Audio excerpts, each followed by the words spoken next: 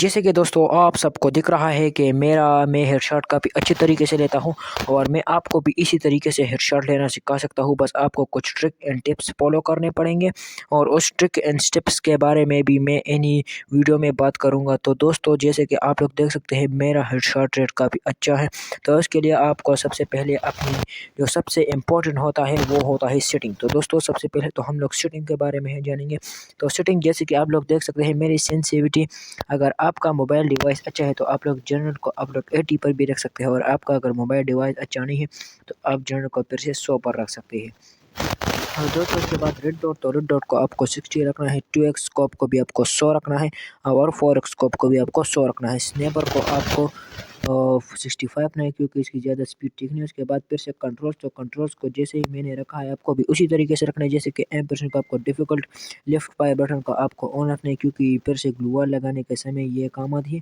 Hold fire to scope को भी आपको ऑन रखना है। क्विक वीपीएन स्विच को भी आपको ऑन, क्विक रिलोड को भी आपको ऑन रखना है क्योंकि क्विक विप्स वीपीएन स्विच भी आपके बहुत ज़्यादा काम आता है और क्विक रिलोड भी आपको बहुत ज़्यादा काम आता है। क्विक वीपीएन स्विच आपके इसलिए काम आता है जब आपके पास एमओस ख़त्म हो जाए तो उसी समय वो दूसरा गन निकाल लेता है। तो दोस्तों सारे सेटिंग को बिल्कुल मेरी तरह ही रखिएगा। और दोस्तों आखिर में मैं अपना कस्टम हुड भी दिखाऊंगा और अगर चैनल में नए हो तो लाइक एंड सब्सक्राइब ज़रूर से कर देना।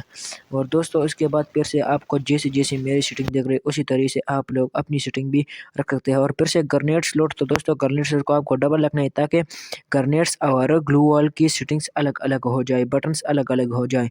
और उसके बाद फिर से दोस्तों ऑटो पिकअप, तो आपको दोस्तों इन सबको ऑन रखना है और आखिर में आपका इसे फास्ट पर रखना है।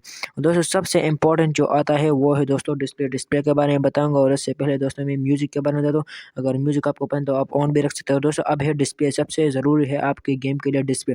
तो अगर आपका डिवाइस लो रैम वाला है तो आप स्मूथ डिस्प्ले रखें क्योंकि स्मूथ डिस्प्ले पर आपका बहुत अच्छा वाला गेम होता है। और दोस्तों अगर आपका डिवाइस अच्छा है तो आप स्टैंडर्ड या फिर अल्ट्रा भी रख सकते हैं, लेकिन अल्ट्रा ना रखें, अल्ट्रा में लीगिंग फिर से होती है। और जैसे कि मैंने अभी अल्ट्रा पर दबाया तो वो को लीगिंग का वार्निंग आया।